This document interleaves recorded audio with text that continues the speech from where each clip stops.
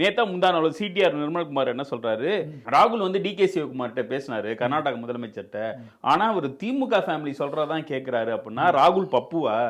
காங்கிரஸ் தலைமை சொல்றதை கேட்பதை விட டிகே சிவகுமார் திமுக குடும்பம் ஸ்டாலின் அவர்கள் சொல்வதை தான் அதிகமாக கேட்பார் என்று பல தரப்பினர் சொல்லி வந்தார்கள்.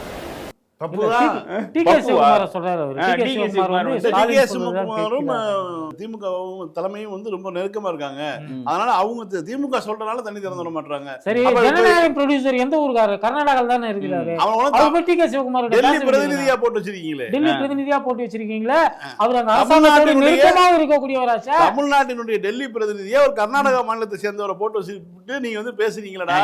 காவேரி விஷயத்துல 3 பேருமே துரோகி. ஃபர்ஸ்ட் துரோகி பாஜக. 2024 அந்த ஜல்ஜீவன் துறை அமைச்சரா ஒரு கர்நாடகாவை சார்ந்தவரை வந்து துணை அமைச்சரா போட்டப்பே பிரச்சனை வந்தது. ஏங்க காவேரி டிஸ்பியூட் இருக்கு, 4 ஸ்டேட் பிரச்சனை, 2-3 ஸ்டேட் ஒரு யூனியன் டெரிட்டரி பிரச்சனை. இப்போ வந்து நீங்க கர்நாடகா சார்ந்த மினிஸ்டரை போட்டீங்கன்னா அது எப்படி இருக்கும், அது பயாஸ்டா இருக்குன்னு ஒரு பிரச்சனை வந்து பிஜேபி அதை மதிக்கவே கிடையாது. 2வது டிகே சிவகுமார் காவேரி மேனேஜ்மெண்ட் போர்டு சொல்லியும் அவர் தண்ணி தரவே இல்லை. இதுக்கு காங்கிரஸ் வந்து ஒரே ஒரு வார்த்தை மேனேஜ்மெண்ட் போர்டு சொல்றதை கேளப்பா அப்படின்னு ராகுல் எங்கேயா வெளிப்படையா சொல்லியிருக்காரா? எதுவுமே சொல்ல கிடையாது. 3வது விஷயம், அங்க இருக்கிற தண்ணி தரக்கூடிய கர்நாடகால வந்து அனைத்து கட்சி கூட்டம் நேற்று நடத்துறாங்க. எல்லா கட்சியும் சேர்ந்து நாங்க தண்ணி தர மாட்டோம் அப்படின்னாங்க. ஜூன் 19 நீங்க சட்டமன்றத்துல தீர்மானம் போட்டீங்க.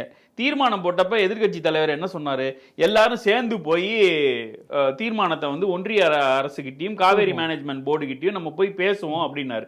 ஏதாவது முன்னெடுப்பு எடுத்தீங்களா? அனைத்து கட்சி கூட்டாம இருக்கிறதுக்கு என்ன காரணம்? ஒரு காரணமே கிடையாது. அன்புமணி தமிழகம் கூட ஒரு அனைத்து கட்சி கூட்டத்தை கூட்டிடுச்சுங்க.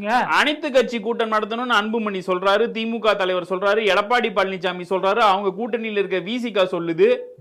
இதை எதுவுமே கண்டுக்காம அனைத்து கட்சி கூட்டம் தேவையில்லைன்னு வந்து தாவேகா கூட வெளிப்படையா சொல்ல காங்கிரஸ்காரன் சொல்றான். மாணிக்கம் தாக்கூர் என்ன சொல்றாரு, முதலமைச்சர் அங்க போனா என்ன பேச்சுவார்த்தை, எம்ஜிஆர் தவிர யாருமே போல. எம்ஜிஆர் போகும்போது நடுவர் மன்றம் கிடையாதுங்க. 89 நடுவர் மன்றம் வந்தாச்சு, அதுக்கு பிறகு ட்ரிபியூனல் வந்தாச்சு, இன்னைக்கு நம்ம உச்ச நீதிமன்றத்துடைய தீர்ப்பு நமக்கு சாதகமா இருக்கு. இதுக்கு மேல இதுக்கு பேச்சுவார்த்தை